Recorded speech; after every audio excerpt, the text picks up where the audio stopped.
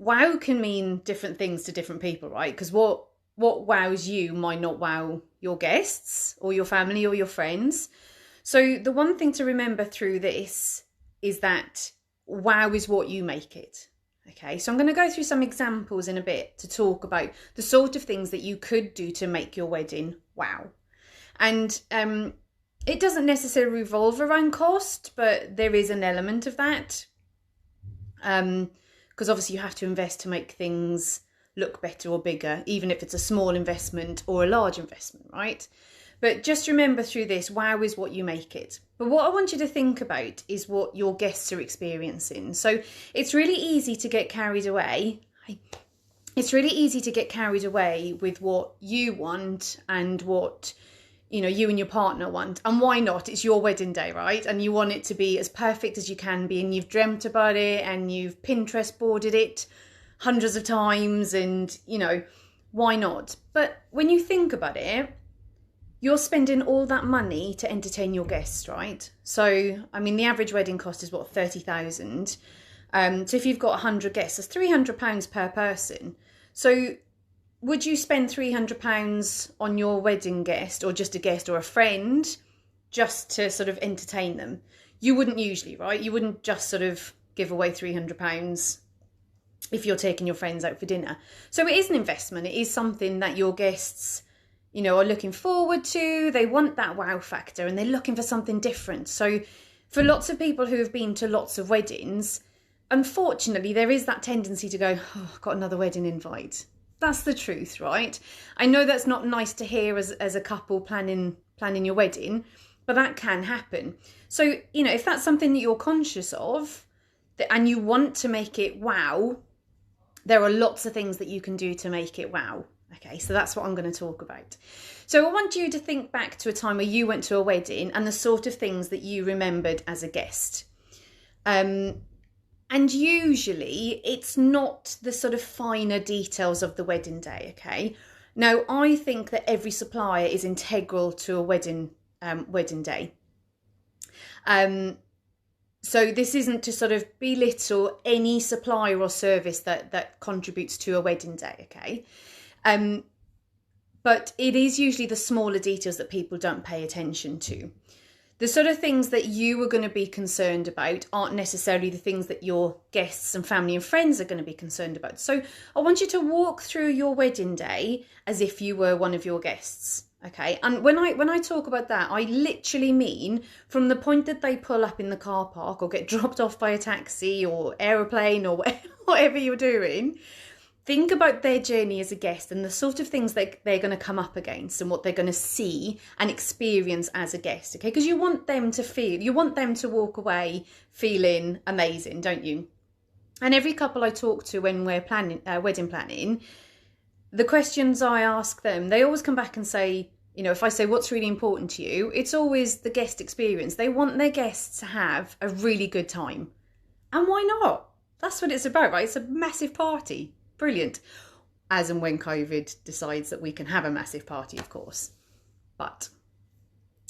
So just think about the things that you remember from a wedding, and that will help you prioritise the things that you may feel are important to you that may not necessarily be important, if that makes sense. If you've got any questions while I'm talking about this, please feel free to chuck them in the bottom, and I'm more than happy to answer them. Okay, so the sort of things to think about when we're talking about the guest journey. So the first thing you're going to think about is your entrance, okay? Now, you can take what I say however you want to. Take it with a pinch of salt. It might not be your thing, which is absolutely fine because there's something for everyone, right? But maybe you can adapt it to a way that you feel comfortable with, okay? So think about your entrance, okay? If you want something different and something wow, why not have something like an acrobatic entrance, okay? You can have a red carpet on the entrance to the main door to your venue, and you could have stilt walkers, acrobats, like a circus theme if you want to go a little bit out there and do something a little bit different, right? Or you could have like really posh waiters down at the end welcoming your guests, and they could be dressed in whatever attire that you'd like them to be, and they could be greeting your guests individually as they come into the venue. Like, how wow would that be? Like, because that doesn't happen at many venues, does it? I think that would be really, like, as a guest, you'd walk in and you'd be like, wow, I feel really important. I feel really special, and I feel really cared for and looked after. And that you, as a couple, have really gone out of your way to give them that wow factor, right? So have a think about that. Like I said, you can adapt it into your own way. Your grand entrance might not necessarily be what your guests see. It might be an investment that you've made into your ceremony room, and you might actually have sort of a grand archway filled with lots of flowers. So talking a little bit earlier about what you can do during COVID, because the weddings are smaller and they are more intimate, maybe you have got that budget to then put towards something different. So you can invest in things that you didn't think you could afford before. So have a think about that again, make it your own way. The second thing that you could think about is sort of welcome cocktails. So when your guests arrive, they're greeted with a welcome cocktail. So what you'll find is most venues offer a welcome drink within their package, and that can be very confusing because you would associate a welcome drink with welcome to the venue, here's a drink. It doesn't always work that way. It will be a welcome drink for after your ceremony. So they're welcoming you to as a couple, as a newly married couple. So that's what they mean by welcome drink. Some venues will offer a package where your guests can have a drink as soon as they get there, but that's not always the case. So have a think about that. You could name the cocktail, something to do with you two as a couple, something that you enjoy, something that you like. It could be named after your favourite holiday destination, could be named after your pet, your children, the street you live on. It could be a combination of your surnames, whatever you want, but you could have a welcome cocktail to greet your guests with. And again, that will just be something that makes them feel like, oh, wow, this is amazing. So again, take that as you will and interpret it and change it if you want to. That's there for you. The third thing is you could possibly upgrade the food. So if you're massive foodies and you feel like that would be more important to you and your guests than the welcome drinks, for example, then have a look at upgrading your food. I have never spoken to anyone who didn't say one of the biggest things that they remembered about a wedding day was the food. Okay, you and your guests will always go away remembering the food and how good it was. That's one of the top things that people talk about. So it is really important. And I think it is something you should invest in financially. So depending on whether you've got an outside caterer or a caterer that works at the venue, your meeting with them about your food is really, really important. And whilst it is one of the most expensive elements of your wedding day, it is something that guests will walk away with an experience of and will talk about for years to come.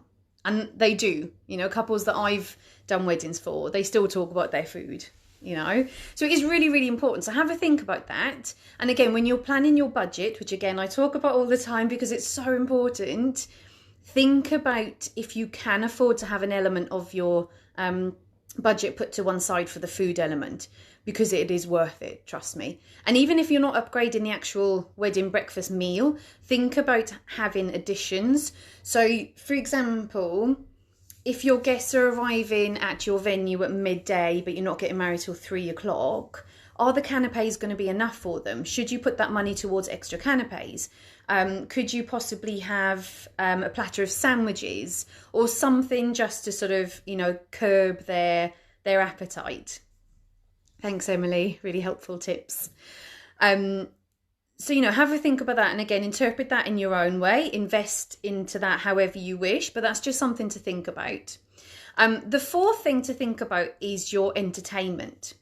So after your wedding ceremony, you'll be whisked off having photos done. And it's really, really easy to forget about your guests because it's usually for about an hour and a half, okay? So while you're having your photos done for that time, it's really easy to forget that your guests are mingling and enjoying themselves. So again, you know your guests better than I do. If they don't know each other very well, it could be quite awkward for them. So I would always recommend getting some form of entertainment sorted for them during this period. And you can also have it during the wedding breakfast and into the evening again, take that as you will. But things like you could have a magician, you could have face painters, you could have casinos, photo booths, just something to keep them entertained, caricatures, that sort of thing.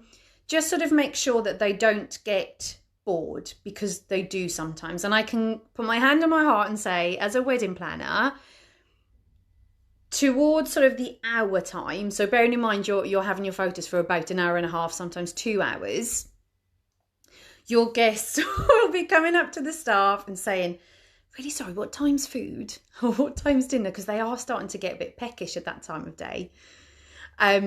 So think about that element of it, okay? So think about your entertainment, because that will keep them busy. That will keep them entertained. We've spoken about your food, so you might extend your canapes or have more canapes, so that will help as well. But entertainment is really, really important.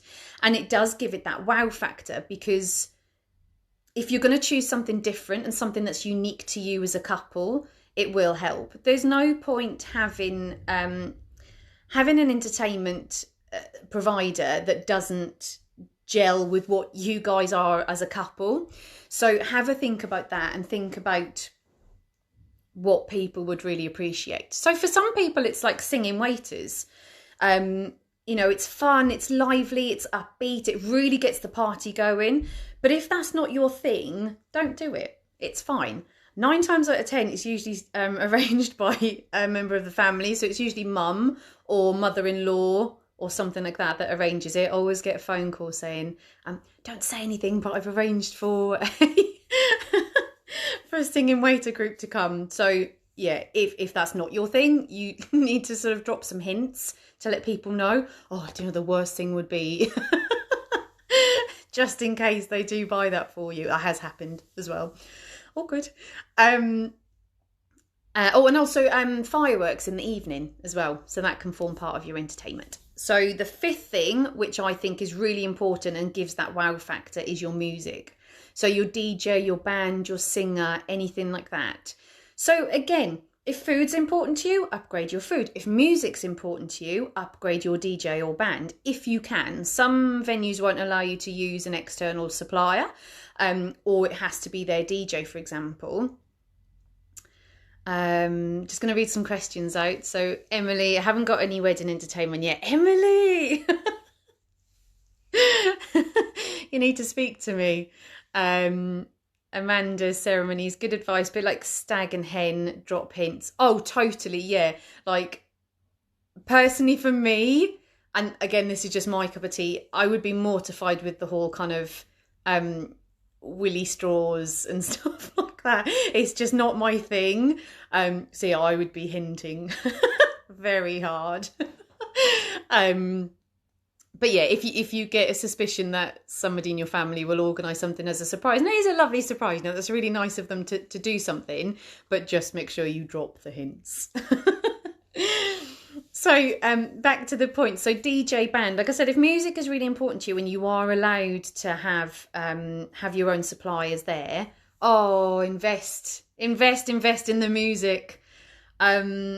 I'm a huge fan of a silent disco. I think they are the best thing since sliced bread. I think they allow me to just kind of absorb myself in the music, and I'm just in my own little world. I'm dancing away, and I think you can enjoy it more, because I think you think you can dance if you're listening to silent disco. I do. I think I've got the moves. I'm like Beyonce when I've got a headset on. You're never going to see that, by the way. Actually, you might do. There is a video out there somewhere. I better not say anything too soon. But I think that's brilliant. So for me, if I were to have that celebration, for me, I would probably invest in a silent disco, because I want so my guests might not enjoy it, but it's my day, so I'm going to do it. So again, I'll go back to the start. You need to think about what's either important to you or what's important to your guests. Okay. So, I mean, you don't want to do something that you know your guests aren't going to enjoy, but who doesn't love a silent disco? Anyway, it could be a singer. So it could be that, do you want to invest your money in a singer or a band that you've had your eye on? And just think about that again. So when you're doing your budget, work out how much you want to put to one side for these sorts of things. And I would always get a quote before you actually finalize your budget, because that really helps. A lot of people will just sort of Google, you know, how much does an average wedding cake cost, etc., etc. But I wouldn't do that myself. I would have a look at your suppliers that you want to use and then get quotes from them. So you've kind of got like a rough guide as to what it's going to be, because that way your budget planner will be more precise, rather than using and relying on Google. And then when you get to actually paying people out, you're like, well, hold on a second, why is that? You know, how's our budget come in £1,000 more than what we planned it to be, for example? So do that.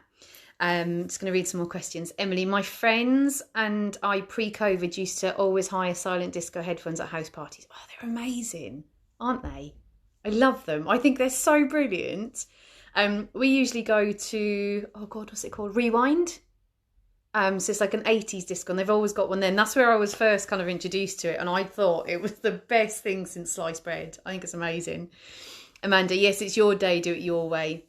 100%, you know, it has to be that way, you know. And as a wedding planner, all I can do is offer my advice and expertise and experience based on, you know, the weddings that I've managed and run. And I know to an extent what works and what doesn't work, but absolutely it's your wedding day, so you do it your way. You're investing a lot of money into this day, so it needs to be something that you're happy with and something that you will think about, because at the end of the day, it's going to be you two as a married couple looking back and talking about your wedding day, and with the greatest of respect, genuinely with the greatest of respect. You might not even know some of the guests that came to your wedding day.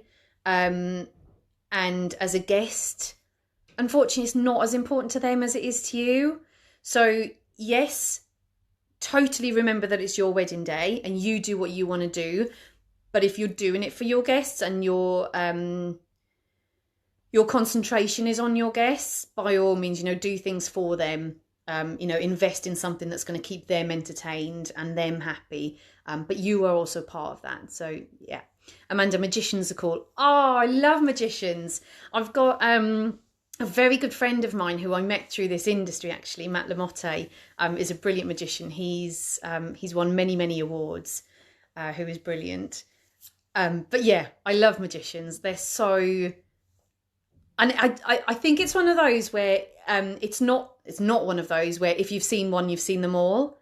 I think you can always see something new and like experience something different when you have a magician. They're brilliant. I love them. They blow my mind. And I just can never get over how good they are. Like, oh my God, if I had time, I do have time, but I'm not going to talk about it. But the amount of stuff that Matt's done, I've hired Matt personally myself, because I loved him that much. And every time I'm just like, how is that even physically possible? And it's such a talking point, isn't it? Like all of the guests then come together and they're like, they talk about it. Oh my God, it's a brilliant icebreaker. So if you've got guests that don't know each other and you feel that there's going to be that awkward silence, magicians are brilliant for that, 100%. So that's definitely something to invest in. It's the psychology behind the tricks. Do you say that? You say that, but I always like, you know, when you try and rationalise it and you watch them do a trick and you're like, I'm going to work out how they did this. And you can't. There's no rationale behind it. That you just can't work it out. But yeah, if you're talking about kind of the people who can sort of do a bit of mind reading as well, that's brilliant. And Matt does that as well. He's so clever. So clever. I do know other magicians. It's just Matt, I do have him on a pedestal because I've worked with him for so long, that he is brilliant. Has anyone got any questions before I sort of summarise and go over all of those points? Oh, thank you. Love magicians. Yes. They are so clever. So clever. Yeah, but a lot of them have invested like many years, right, into their skills and expertise. Tends to be safe too. Most people are fascinated by it. Absolutely. Yeah, you're spot on there, Amanda. It's not something that people feel like they're being dragged into or humiliated with. So, okay, so maybe with caricatures, if somebody's got a bit of a complex about something, a feature, and the caricature kind of brings that out in the picture, it could potentially ruin their day, right? And that's not, again, that's not to belittle what they do. I think they're brilliant. You know, I've had many caricatures at weddings. But again, this is where I refer back to, you know your guests better than I do. So whilst I can give you suggestions, you will know exactly what is best for you and your guests. So just have a think about it. Great advice, got to run. So well done. See you soon. Don't forget to recommend certain. Oh, celebrants, of course. I love a celebrant. I think they're the best thing, and so good at the moment as well. Like, so many people are hiring celebrants for their wedding days. Definitely. Thanks, Amanda. Lovely to see you. Chat to you. See your words. Brilliant. Okay. So I'm going to summarise on how to give your wedding the wow factor. So, number one, think about a grand entrance. Be that a grand entrance for your guests, so they're walking into something really extravagant, or a grand entrance for you in the ceremony room in terms of, you know, a massive floral archway or anything like that. Number two is welcome cocktails or welcome drinks. So give your guests something to be greeted with when they arrive at your venue. It could be a bespoke cocktail or something that's individual to you. Number three, if you are foodies, then upgrade your food. Food is really important and something that your guests will talk about for a long, long time. So think about that. Number four is entertainment. Think about keeping your guests entertained. Think about magicians. Think about glitter bars. Think about face painting, casinos, fireworks. Think about things that are going to keep your guests entertained, but keep it unique to you as a couple. And then number five, think about your music. Think about your DJ or your band or a singer, something again that you like and you love and is unique to you as a couple, so that your guests will really sort of feel off that. Okay, thank you so much.